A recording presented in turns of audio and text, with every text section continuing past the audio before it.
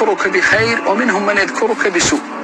أنا لو كنت مكانك لابتسمت في كلا الحالتين، لأن الأول أحسن الظن بك، ولأن الثاني أحسن إليك بحسناته. كون ذكرك بسوء في مجلس هذا ما يضرك، هذا يسرك، لأنه أسدى إليك الحسنات بدون أي تعب.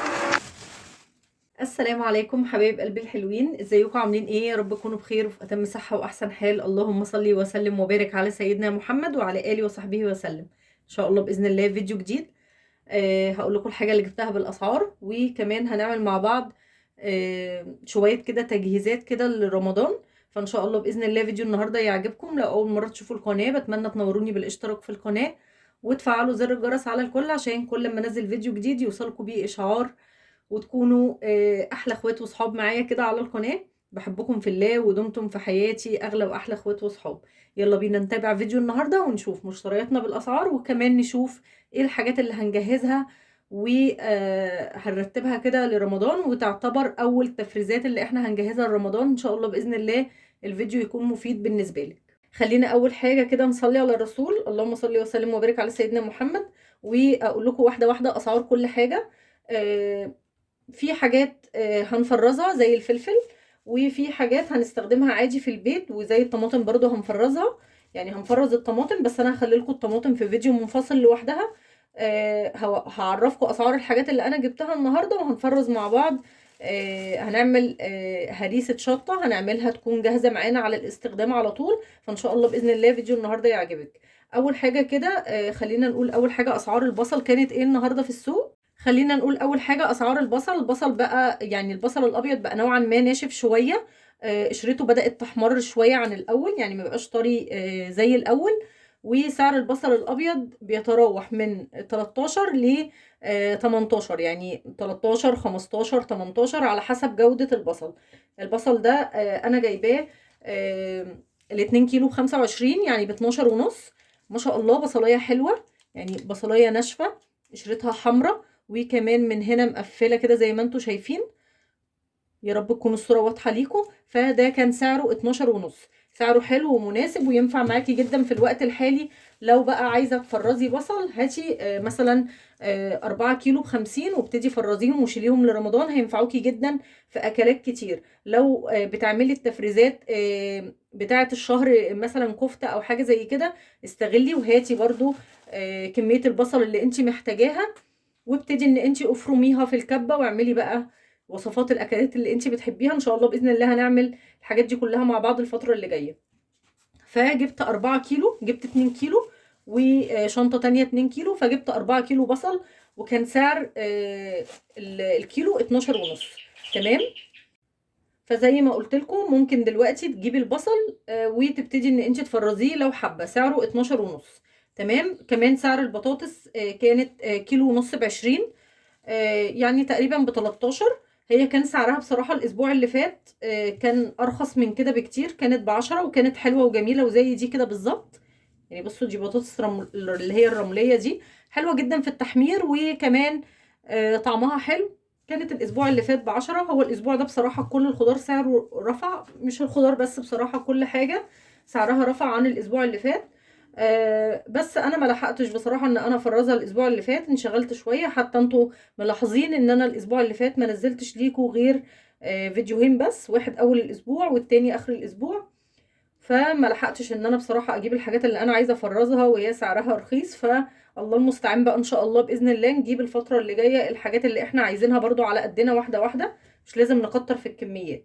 تمام. فسعر البطاطس زي ما قلت لكم كان 13، كيلو ونص ب20، فجبت 3 كيلو ب40. جبت كمان فلفل، اللي هو الفلفل بتاع هريسه الشطه ده، لقيته حلو ما شاء الله وجميل، وكمان هينفعني جدا الفتره اللي جايه. زي ما انتم عارفين هو مفيش غنى عنه في البيت خالص. لقيته طازه. تعرفيه طازه ازاي؟ بيبقى القمع بتاعه اللي فوق ده بيبقى اخضر كده، والقرن بيبقى ماسك نفسه كده، ما بيبقاش طري ولا اي حاجه. فلما لقيته حلو كده جبت كيلو ونص، وكان سعر الكيلو 10، جبت كيلو ونص ب15. تمام. ده كيلو ونص فلفل هنعملوه مع بعض ان شاء الله باذن الله هريسه شطه، عشان تبقى معانا جاهزه كده للاستخدام على طول، وممكن اخد منه بعض الواحده كده لهريسه الشطه. جبت كمان طماطم، جبت 3 شنط طماطم، هوريكم الشنطه الثالثه. كل شنطة من دي وزنها 3 كيلو. تمام. الطماطم سعرها في السوق بيتراوح من يعني 6.5، 8، 10، في كمان ناس بتباعها ب12. فدي انا لقيتها حلوة. سعرها كان اللهم صل على النبي، ال3 كيلو سعرهم 20، يعني كيلو ونص ب10. تمام.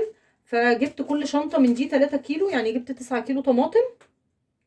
الشنطة من دي عاملة 20 جنيه. ممكن تجيبي يعني مثلا مش لازم تجيبي كل التفريزات كلها مرة واحدة، ممكن وانتي نازلة مثلا تتسوقي تسويقة الأسبوع بتاعتك هاتي معاكي 2 كيلو 3 كيلو. يعني شنطة زي دي ب20 جنيه 3 كيلو مش هتزعلك ال20 جنيه في وسط المصاريف بتاعة الأسبوع. بس في النهاية هتلاقي ان في حاجات متشالة معاكي في الفريزر هتنفعك في الأيام اللي جاية وفي شهر رمضان إن شاء الله. أسعار الطماطم بترفع شوية الفترة اللي جاية، يعني من بداية مثلا شهر شعبان كده بتبتدي اسعار الطماطم ترفع شوية. فلو شلتي الفترة دي كل مثلا ما تنزلي 2 كيلو او 3 كيلو هينفعوكي جدا الفترة اللي جاية.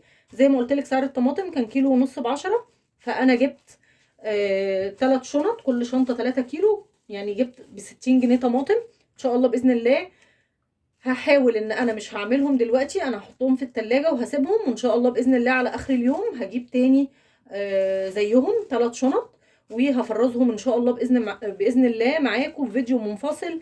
وهنفرز الطماطم بطريقه حلوه جدا ان شاء الله باذن الله هتحبوها. كمان جبت بتنجان رومي وسعر البتنجان كان، جبت بتنجان رومي وكان سعر البتنجان 7.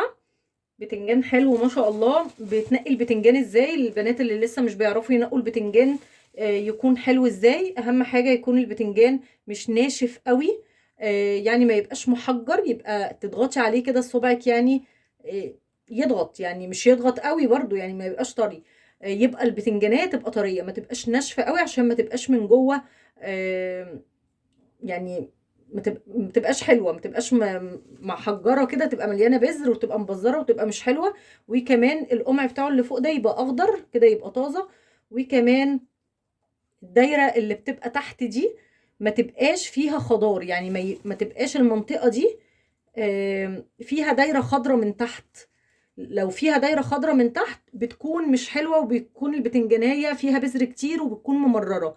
لازم تكون الدايره اللي تحت دي مقفوله كده بالشكل ده، ويكون مفيش خضار حوالين منها. تمام.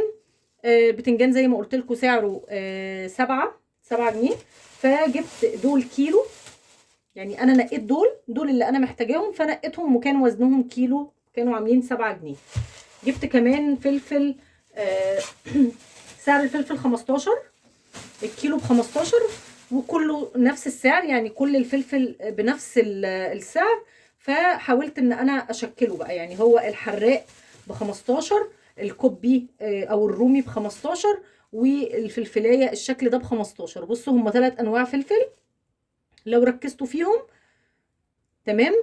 لما لقيت كله سعره نفس السعر 15 فقلت خلاص اجيب الكيلو يبقى مشكل من الحراق ومن الرومي ده عشان لو حبيت اعمل محشي يبقى موجود. وكمان من الفلفلايه الطويله دي انا بحبها، دي ما بتبقاش حراقه بتبقى بارده وبيبقى طعمها حلو قوي في الاكل. تمام. فجبت كيلو مشكل من الفلفل ده، وكمان جبت فيه كده كام قرن كده سبايسي كده شويه ملون عشان هدخله مع هريسه الشطه. تمام. وكمان لقيت فلفلايه رومي كده حمرا حلوه كده برضو هدخلها مع هريسه الشطه. تمام. سعر كيلو الفلفل كان 15 جنيه. دي المشتريات اللي انا جبتها من السوق. هوريكم كمان الحاجات اللي جبتها من عند العطار. لسه ما نزلتش فتح الله، ما جبتش مشتريات من فتح الله، بس جبت حاجات من عند العطار هعرفكم سعرها. وتابعي معايا الفيديو وان شاء الله باذن الله تستفيدي منه. تعالوا بقى نشوف باقي الحاجه اللي جبناها من عند العطار. زي ما قلت لكم ما رحتش فتح الله لسه، وما اعرفش الاسعار فيه ايه، ما اعرفش فيه عروض ولا لا. بس بما اني كده كده كنت في السوق ف جبت كده شويه حاجات ناقصه من عند العطار. الاسعار كلها رافعه وهعرفكم دلوقتي اسعار كل حاجه. عايزه اقول لكم الشنطتين دول عاملين مبلغ، يعني الشنطتين دول عاملين مبلغ وما فيهمش حاجات كتير، يعني ما فيهمش الاستهلاك كتير. فالله المستعان، ربنا يرحمنا برحمته وييسر الحال يا رب يعني على الناس كلها.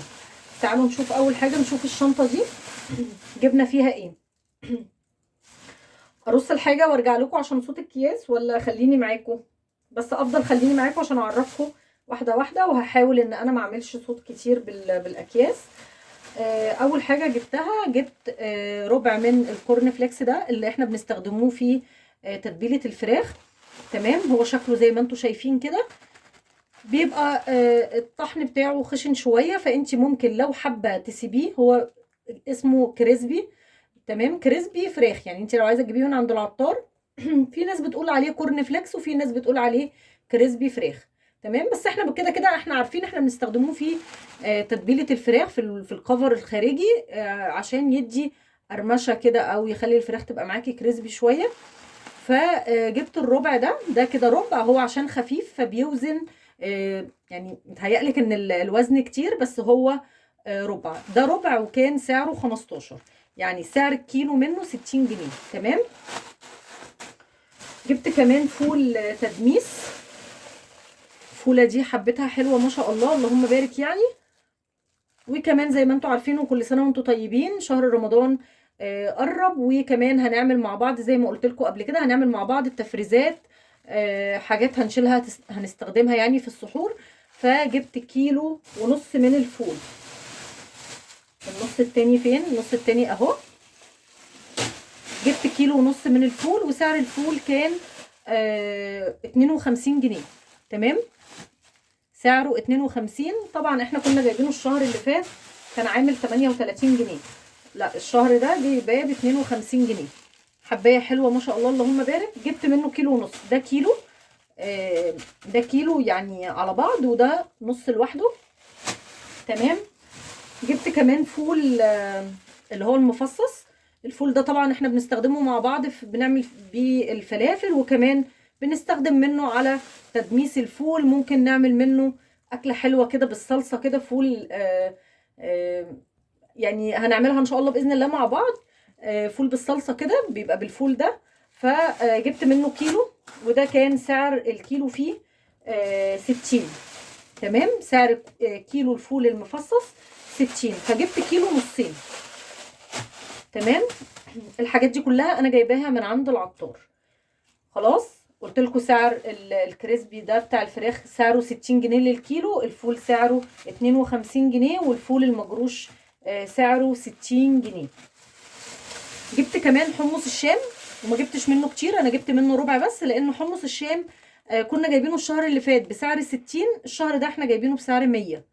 في ارتفاع كبير قوي في الاسعار، ويعني الله المستعان. كيلو الحمص الشام زاد 40 جنيه، ده رقم كبير جدا ان هو يزيد في حاجه واحده بس.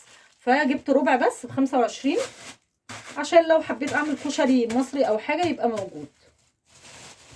جبت كمان سوداني حلواني.